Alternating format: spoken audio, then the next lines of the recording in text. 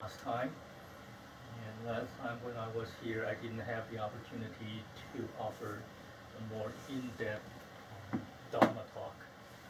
And so tonight, I intended to address one of the most important notion or quality, if you will, in Pali Buddhism.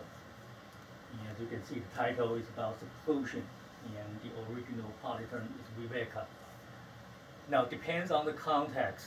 The term Viveka could mean several things. In some rare occasion, it could mean discrimination.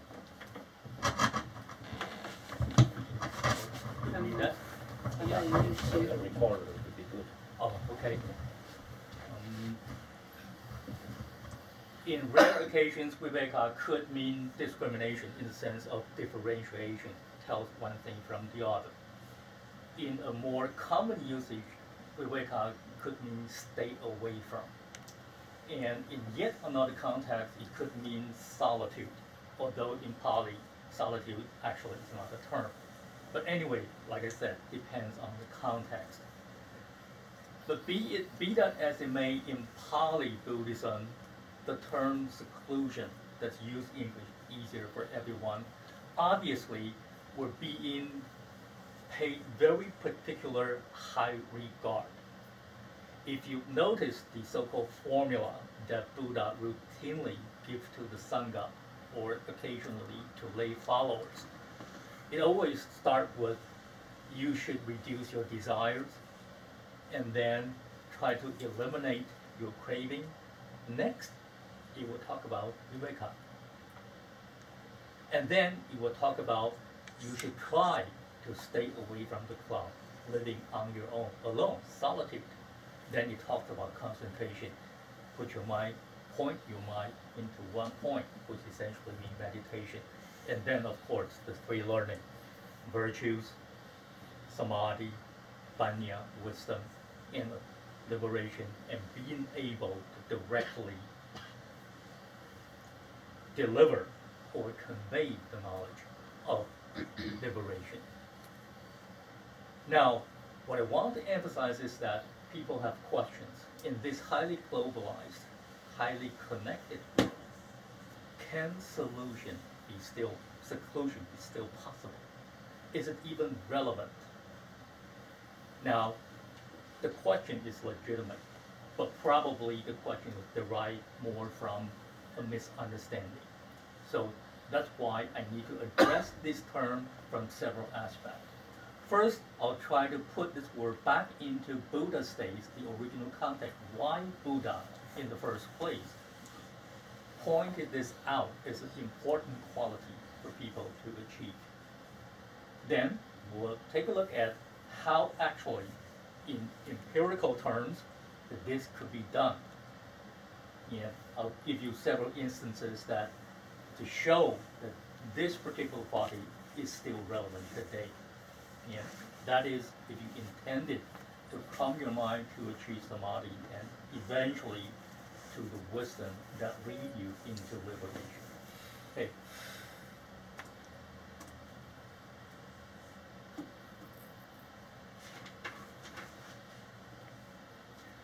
First, like I said, let's put the term back into Buddha states. Why do we do this? Many of you, I would assume all of you probably, are familiar with the famous story in the Kalama Sutra.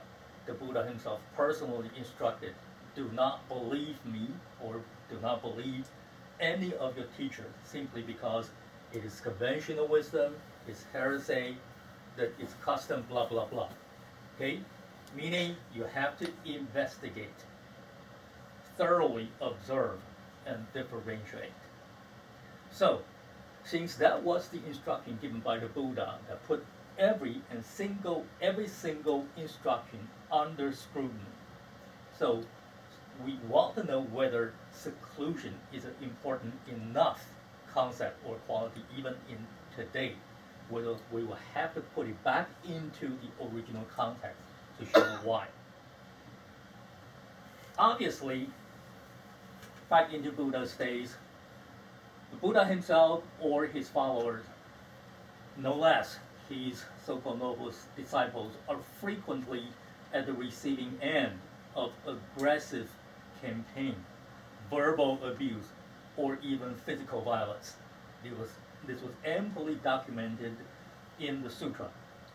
As you can see right here, I have quoted directly from the sutta, okay, Photobarika Sihananda Sutta. There was one occasion a group of Jainists, led by this particular person, Nigroda,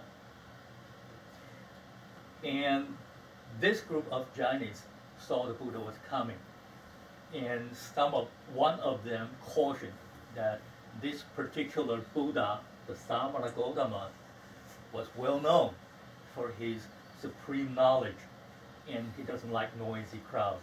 Perhaps we should give him some special attention. And Nigroda answered with this: "Why, householder, if the Samara Gautama were to come into this assembly with a single question only, all it takes is one simple question, we would settle him." Even more interestingly, look at this next sentence. Methinks we could roll him over like an empty pot. And by means of roll him over, if you look at the original Pali term, he wasn't saying that figuratively. That was literally.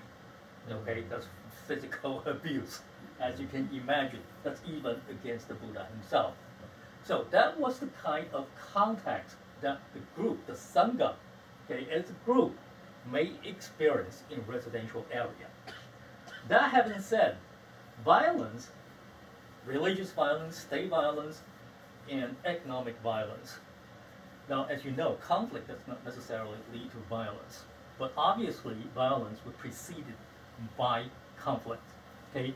That having said, violence was an everyday presence back into Buddha states, especially when you see people residing in a very concentrated format. I believe to some extent that it still be in the order of the day in India, in many parts of India. And historically, the context that seclusion was being highlighted by Buddhism, by Buddha himself especially, was back into the 6th century BC. India back at that time was experiencing high speed of urbanization and commercial growth, much like what we are seeing right now in many parts of the world, especially in the so-called developing world. What you are expecting in a highly developed urbanized area experiencing commercial growth would be what? Lots of people, communication, noises, conflicts, and oftentimes lead to conflict, religious or not. So, as you can imagine then, since Sangha moving from place to place, always at least stay at the verge of the residential area, because if you are completely isolated from people, there's no way for you to acquire what you need, including food, clothing, shelter, medicine if necessary. Those are the 4 basic things. So there is therefore no way you can totally avoid people. But then if you stay closer to them, the more likely you are going to experiencing those noises, conflict. This was the original historical context that why that Buddha suggested living among the assembly in a residential area is the only second best. The best would be to avoid them. Of course, to a point, insofar as you can still get the support, get the nutriment that you would require. So, up until this point, at least 1 or 2 points should be pointed out. Seclusion, by no means in the original term, suggests that you should isolate yourself completely from people. No, there was never the intention. And also, even when Buddha was giving sermons to monks only, not to lay followers, I'll explain a little bit later why this matters so much. Even for monks, Buddha does not allow for beginners, meaning those who had gone forth recently. Buddha will not allow those kind of monks to live in secluded life. The reason I'm going to elaborate later. Number one reason this applies for both the monks and lay followers. There are potential conflict and violence abounding. I have just pointed that out in residential area or villages and communities. That kind of potential should be avoided from a passive point of view. And if you look at the other side of the coin, that in addition to passively avoiding those kind of risks, you should also actively pursuing these important virtues or earning your livings by avoiding the conflict and violence, such as the rightful gaining of wealth, meaning you just replace that term. If there's rightful gaining of wealth, there must be unrightful gaining of wealth, which means what? Using violence, robbing, taking things without being permission. Okay? And place of service and work, there are proper places where you can render service, like Jainists, that they strictly forbid you take life. Therefore, they do not farm the land. Okay? In Buddhist, certainly the rule is a little bit different. You should avoid as best as you can. So try to avoid those jobs and occupation that would render it improper, such as you do not work as prostitute, you do not work as killers, assassins. Okay? Those are certain occupations, but it's not right. You should also, as you can see, fulfill correct duties toward employees. You don't give them food, you don't give them shelter, you don't give them holidays. It's a common practice in a highly urbanized and industrializing and commercializing place, but that doesn't mean it's right. So in addition to passively avoiding practicing that on your own, you should also actively pursue the positive way of changing that way. So the implication here, following what I have just mentioned earlier, that in addition to avoiding those negative qualities that you could encounter when you live among people, you should also try to pursue the more positive qualities, if possible, by living in a relatively secluded environment. That was the real intention for this particular quality. So Viveka, on the one hand, indicate a whole process wherein you should take some action, which is implied, and as a result, you will achieve the kind of quality. Later I'll explain in greater detail that not only you're physically secluded from some unwanted quality, but also mentally being isolated from the unwholesome defilements. That would be the real meaning for Viveka. So, the desired quality of secluded life must be perceived against this background wisely, usual wisdom.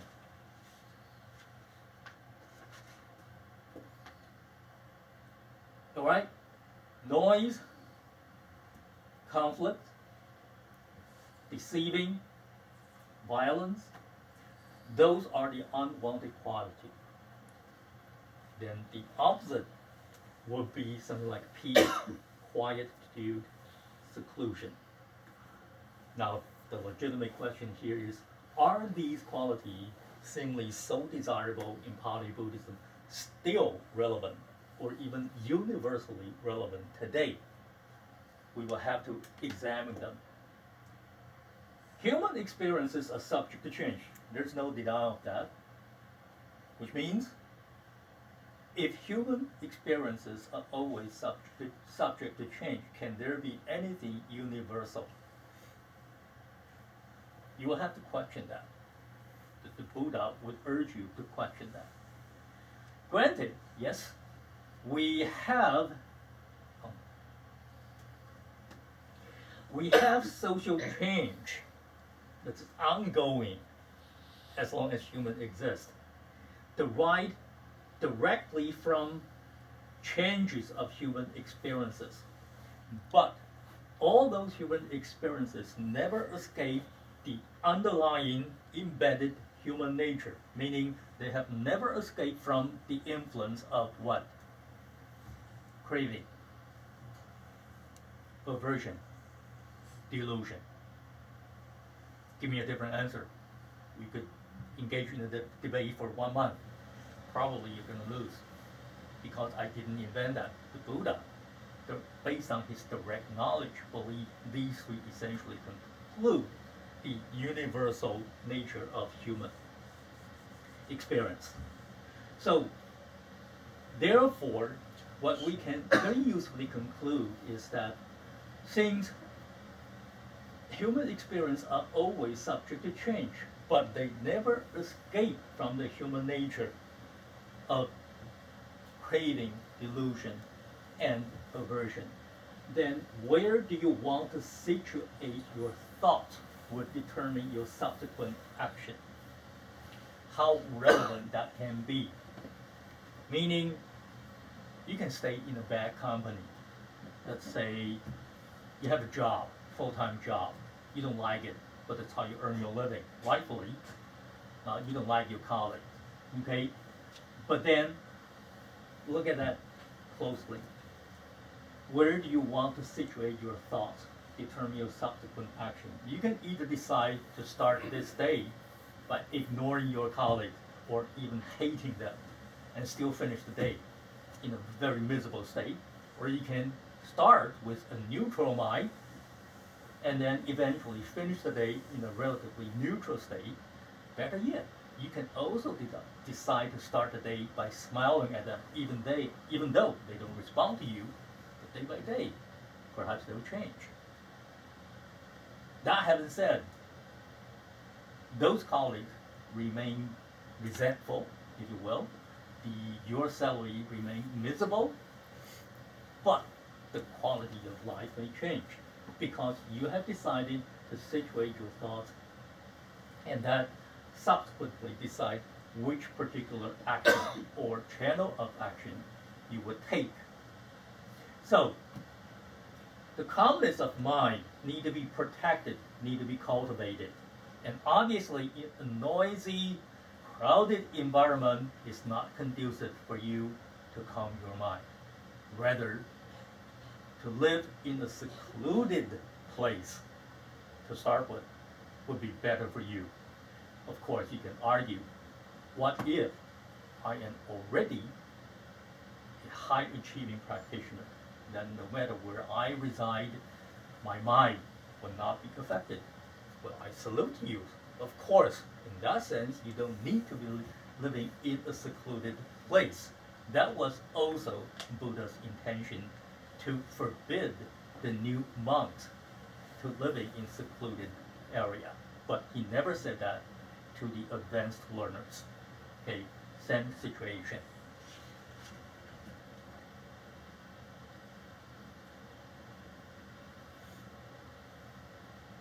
Venerable Anuruddha, many of you are quite familiar with him. As a young monk, he was obviously very good looking and withhold his virtuous behaviors nicely, oftentimes seduced by good looking women, but never failed. And but unfortunately, during one particular sermon, the Buddha was giving Dharma talk, and he was unfortunately dozing, and was therefore scolded by the Buddha that if you want to keep it this way for the rest of your life, your next life will be an animal.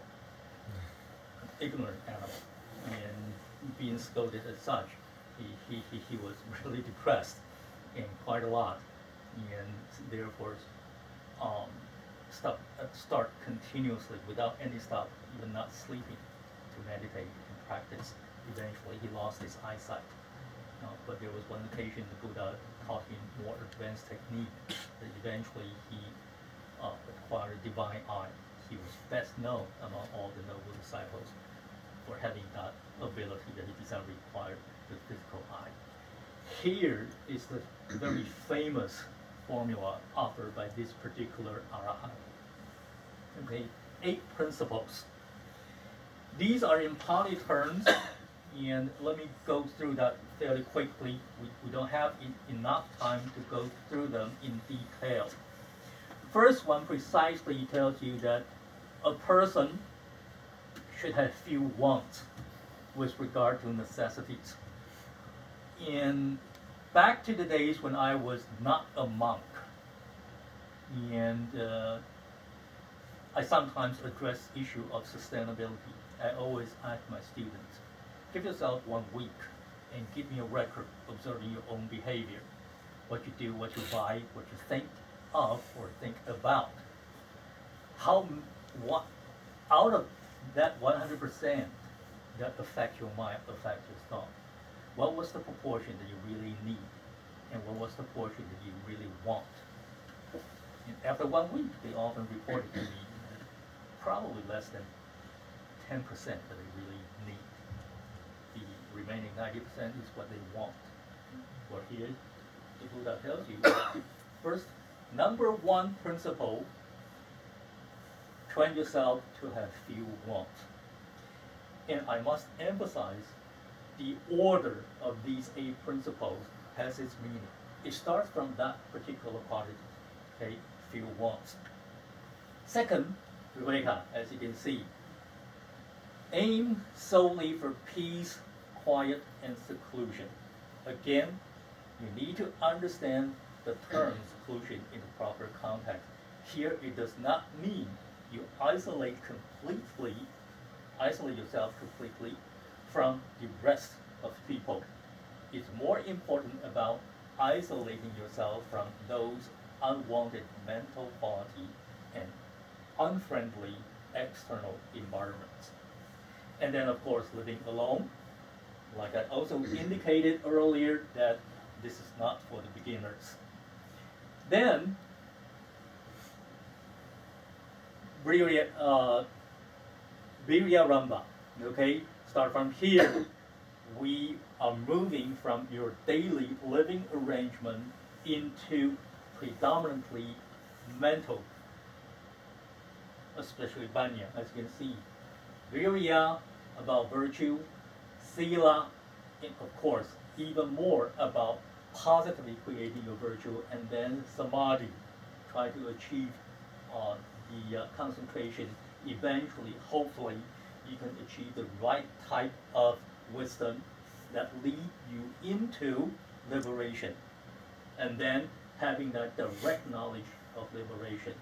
The final 5, I think you can quickly recognize, that would be so-called a kind of Dhammaskanda.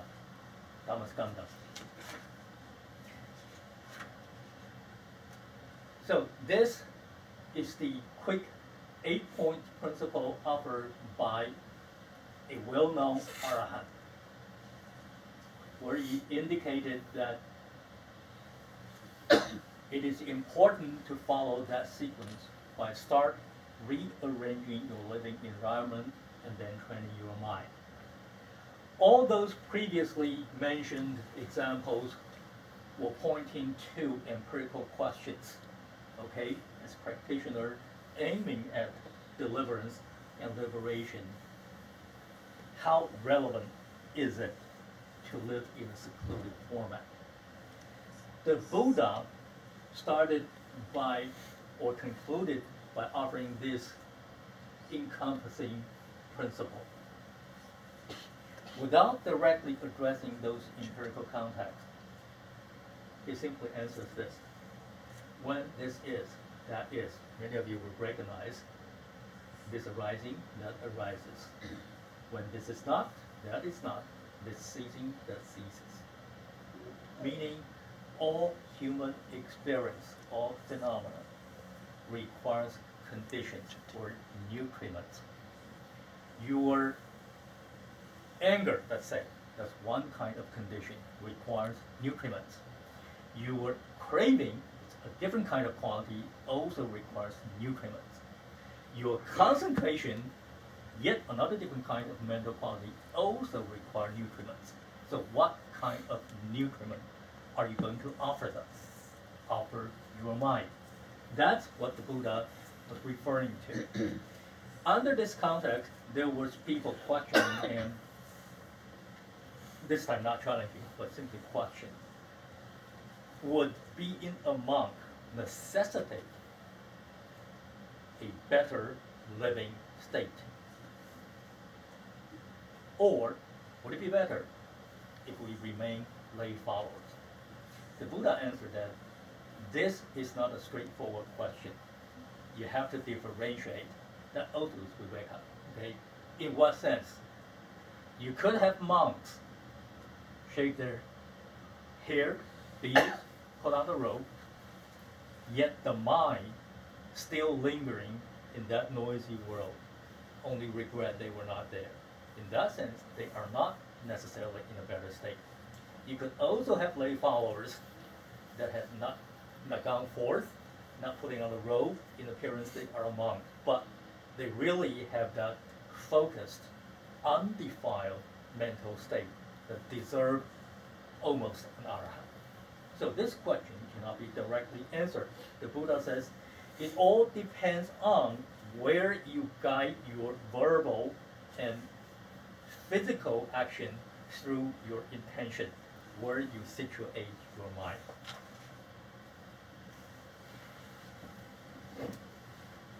So, to translate that into empirical terms, the Buddha was essentially saying, call to mind and put into practice, okay, two steps, both required, only those principles and qualities that will be to your benefit. This is essentially meaning apply those principles wisely. Monk who does not dwell in solitude, here is specifically about solitude, nor praises such dwelling, keep in mind this particular statement happened in 6th century BCE, okay? Or rather, 6th century CE. That was, as I mentioned earlier, when a rapid urbanization and commercialization was taking place in India, and where you would be better advised, better off, staying away from those areas.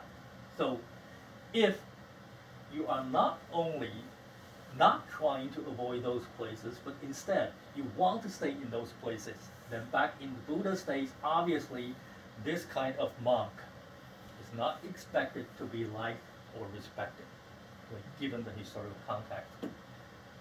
What I want to emphasize today is that you will see perhaps some monks doing the same thing.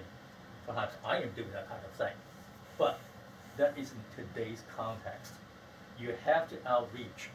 If you want to extend the wisdom or let's say propagate the wisdom of Buddha to many people, okay, then you should not be just waiting.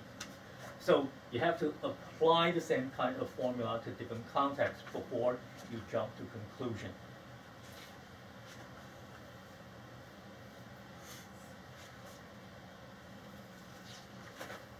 There was one example,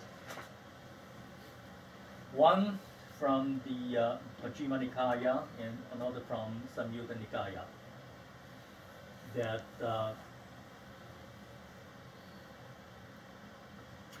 I'll reserve that example a little bit later because it has to do about maintaining silence. We'll talk about that later. To summarize what I have talked about so far is the right condition is the key. The right condition referring both to external environmental factor and also internal factor. The external factor, namely, like I said, on my way to this temple, we had very interesting conversation with some of our followers. And we talk about what it's like to meditate in a meditation center, say in Burma or in Sri Lanka. And we joke about that there, your worst enemy is not among the 5 hindrances. It will be an extra hindrance not mentioned in the sutta, but it's real, mosquito. Right? So, external factor, mosquito is just one example. You should also avoid fierce animals, tigers, snakes, things like that. That no matter where you go, you avoid that kind of unnecessary risk, as a general example. Internally, the untamed mind is even more important. Whether solitude or not, you should try to tame your mind. The tamed mind is more conducive for meditation. Once you have achieved a tamed mind, especially in a continuous state, then whether or not you live in a secluded format is really not so important.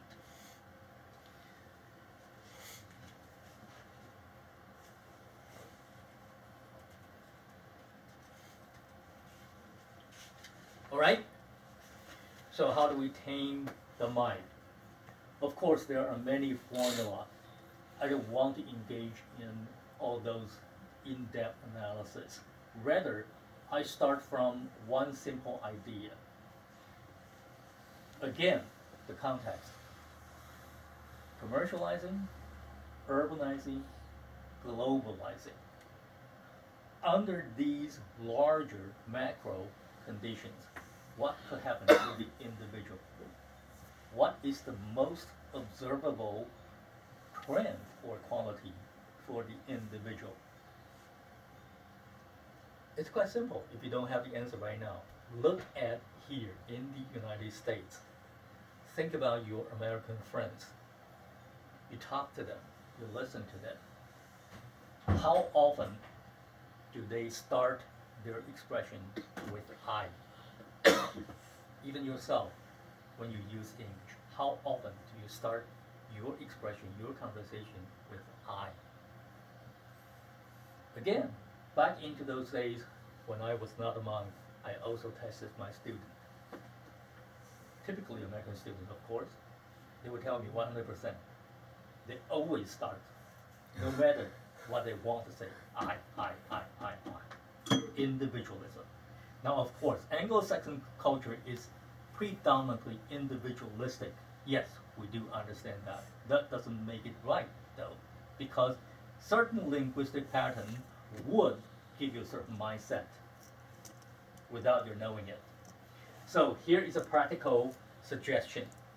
Start by giving up, abandoning your egocentric language. Remember earlier I've mentioned that where do you want to situate your mind will decide your subsequent action. So you want to avoid that kind of individualistic tendency, then you will start by abandoning your egocentric language. Stop saying I. You can always think of a better expression. The Buddha clearly recognized that for people who are almost solely focusing on materialistic concerns, it would be extremely difficult to tell them, to try to persuade them the importance of spiritual development. Okay, that would be falling on deaf ears. This would be only be heard or become influential when their internal mechanism has changed. That is, when the individualistic concern start to change. So, if this is somehow abstract to you, simply think about this. I've earlier mentioned about mosquitoes. Okay? Suppose you are meditating here, without this roof. Mosquito looking for you. They bite you. think about that. You have sensed a strong sensation on your skin. What's your next action?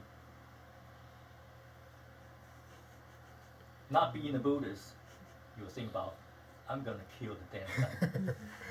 Okay? Being a Buddhist, better. Okay, I'm not going to kill it. I'm gonna scratch, really scratch to my content. Better yet, you observe the feeling. It comes and goes. But then, my point here being that particular notion, I'm going to kill that insect, or I am going to scratch, or being verbally expressed inside, even though you did not actually say it, is the working of language. Think about if without the role of language, the command doesn't happen. Okay? This is one very important point, especially for a meditation practitioner. You should think about that carefully. So language, I wish I had more time in a different occasion to talk about language. Those of you who are familiar with the Brahma Vihara practices, you start by metta, loving kindness meditation. What do? You verbally to assist the generation of that mind quality. Okay, that clearly indicates the importance of language. All right, be that as it may, you need to change the internal mechanism, linguistic pattern. You also would try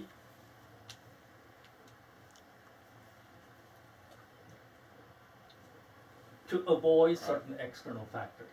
So living in community is second-rate alternative in Pali Buddhism, in early Pali Buddhism, that is, not necessarily in today's context. Buddha's short sermon shows that he recognizes that reaching people set on material things with a new message is difficult. Difficult is understatement, almost impossible, because their perception and ability to hear has been conditioned by the pattern of their craving. So, having reached some degree of maturity, earlier I have given you that Anuruddha 8-point formula. Only you have conditioned your mind to a different state, meaning fewer desires, fewer cravings, some degree of maturity in your practice, then you would be at least allowed, or better yet, encouraged to dwell in seclusion. So for one who is in delight, not delight in seclusion, it will be impossible to come to grips with the mind. That's for sure. How do we enhance the possibility or the maturity of the mind? Here's one example. The simile is actually used more than one time in the Pali Sutra. Tail. This is an elephant. What does the elephant use its tail for? Mosquitoes. Okay? And not only an elephant does that, almost all mammals, especially large mammals, do that. Horses, donkeys, mules, imagine them. All of them doing the same thing. The simile is that distractions or noises are like flies and mosquitoes. Okay? They're very resentful. And this tail that get rid of the mosquito and flies, translated into practice, would be silence. Silence verbally, your mouth, physically, but also silence in your mind. Those of you who have attended long-term retreat will be quite familiar with this. What constitutes real silence? It's not just about not talking. Many people, in appearance, not talking to other people, but they talk to themselves silently. You have to stop that. Okay? not talking to yourself. That's the real silence. The Buddha make it quite clear. Silence is good quality, right? What if I just maintain silence? Would that make me a sage? No. The answer is quite clear. One example, you can challenge him. Buddha's disciples were well known, with high regard, of course, for their silent behavior. The Buddha himself also praised them. Then, why don't we just remain silent? In Samyutta Nikaya, there was one example. A group of monks spent the rainy season, 3 months, living together in silence. The Buddha visited this group of monks. And guess what? He did not praise them. He actually scolded them. You are like dumb sheep. That's the original term. That's one example. I'll explain that later. In Majjhima Nikaya, a different example, a group of monks, not the same group, also living together silently. Not during the rainy season. They just live together silently. But this particular group were praised by the Buddha. You may wonder, why the difference? The context being that monks, we know about the meaning of the rainy season. That would be the time to do what? We get together, review our behavior mentally, verbally. Doing what? If I have done something wrong, tell me that I'm wrong. If you're wrong, tell him that you are wrong. That's a time for review, for adjusting behavior, for improving mind quality. How can you be just silent? That would be dumb. You are not doing the right thing at the right time and the right occasion. The other group, by comparison, not during the raining season, they just routinely live together and maintaining silence. That's the right thing to do, because in your daily routine, all it requires is that you, every day, you get up, chanting, meditating, then go for alms run. Take what you need only. Pretty much solve your hunger problem, not necessarily tasty, not necessarily very rich, but only to solve the hunger feeling. After that, you keep on meditating. There's no need to talk. So in that occasion, maintaining silence are praiseworthy. So again, the right condition, the right time, using wisdom. So it depends. I did not give you the direct reference about the sutta. I'm sorry, correct. The original source for the first particular example was not Samyutta Nikaya, but from Vinaya. Okay, the second example from Majjhima Nikaya.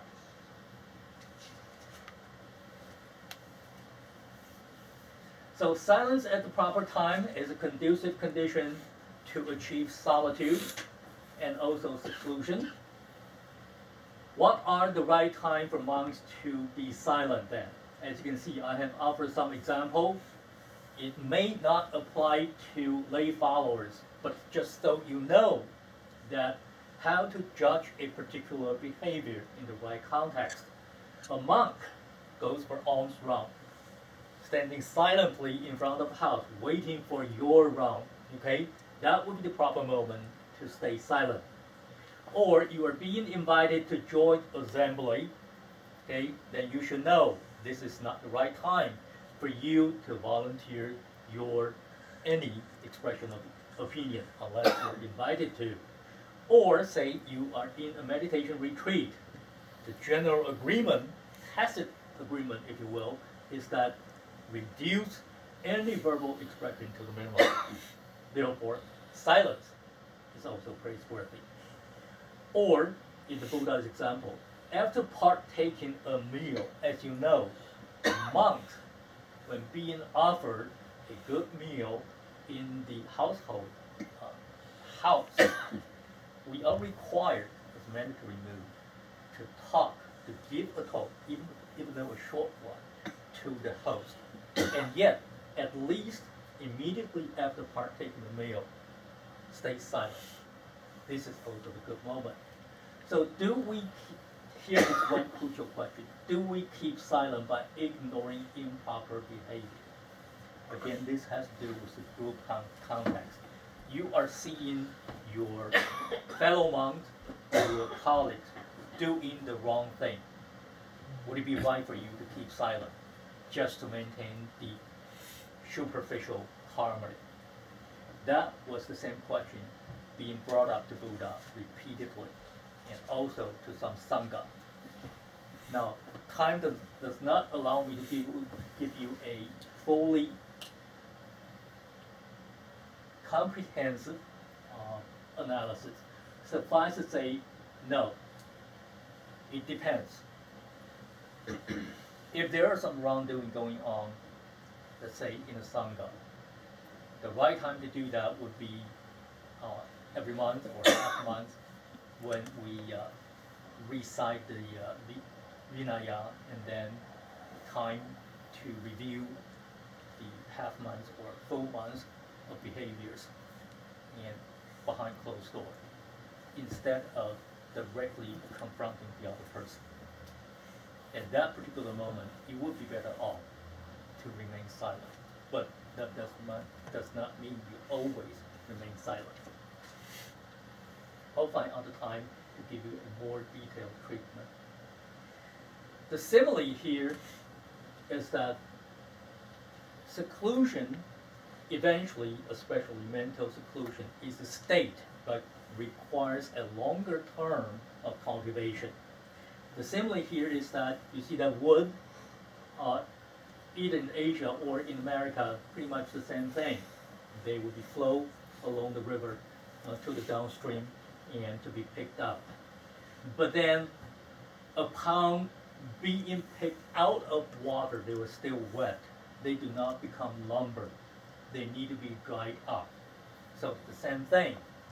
Even if you have reduced your want, reduced your craving, even though you have started to even practice living in a somewhat solitude format, that does not guarantee you become a genuine practitioner to achieve samadhi. Only if your mind is calm without those cravings, okay, the really secluded state, that you become a real achieving meditation practitioner. Let me conclude this with, I'll skip this because I'm taking up too much time. Those of you who can read the Chinese character would probably recognize this very famous poet in the Jin dynasty in China. This is one part of his famous poem. If I directly translate that, it says that I have created a hut in a residential area, yet I am not being bothered by the noises of carts, horses. Ask me how I can get this done. The final statement is most important. It nicely illustrates what I have stated earlier. With a remote mind, the residence turns secluded automatically. So, hopefully, that would also give you a point of reference. And I would like to conclude my presentation tonight with that partial poem. Thank you.